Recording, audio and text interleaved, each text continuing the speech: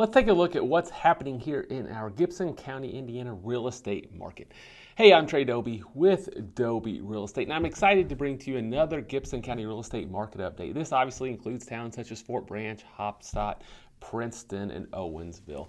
Currently, there's 46 homes for sale, and over the last 6 months, there's been 174 homes that have sold. Currently, there's 39 that are under contract, meaning they'll close in the next 30 to 45 days. So that means we are just a 1.6 month supply of homes. Just as a reminder, under 5 month supply means it's a seller's market, above 7 months means it's a buyer's market, and between 5 and 7 months means we are in a neutral market.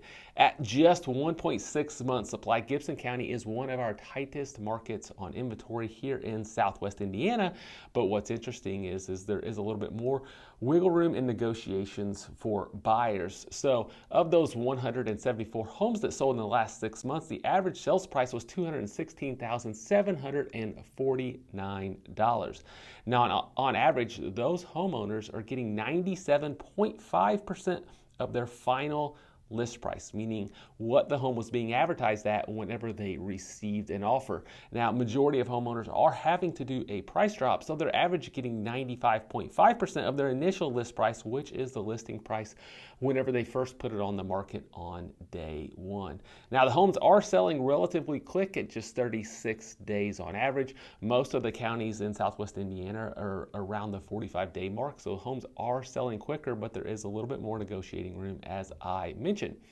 Now, whenever we look at it at price brackets under $200,000, there's been 23 homes that have sold, and they're average getting 96.8% of their final sales price. So again, more negotiating overall under the $200,000 price point, and they're selling in 34 days, and there is just 1.5 month supply.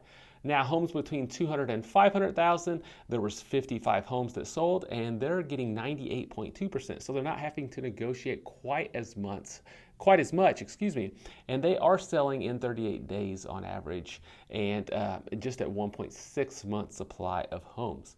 Now, when we get above 500,000, it is a little bit different market. There aren't quite as many sales with just 8 homes selling. But the interesting thing is typically above 500,000 in most areas, that's where there's more negotiating room. But in Gibson County, the homeowners above 500,000 aren't negotiating much, and they're getting 99.1% of their final sales price to list price ratio. Another interesting stat is that typically above 500,000, homes sit longer. For example, another county averaged 80 days on market for homes above 500,000, but in Gibson County, those homes are selling relatively close to the normal Gibson County average at just 41 days on market. And inventory for most counties above 500,000 is significantly higher, but there's still just 2.3 month supply of homes above the $500,000 mark at Gibson County. So Gibson County is unique in that it is the tightest supply, but there is a little bit more negotiating room, especially under 200,000.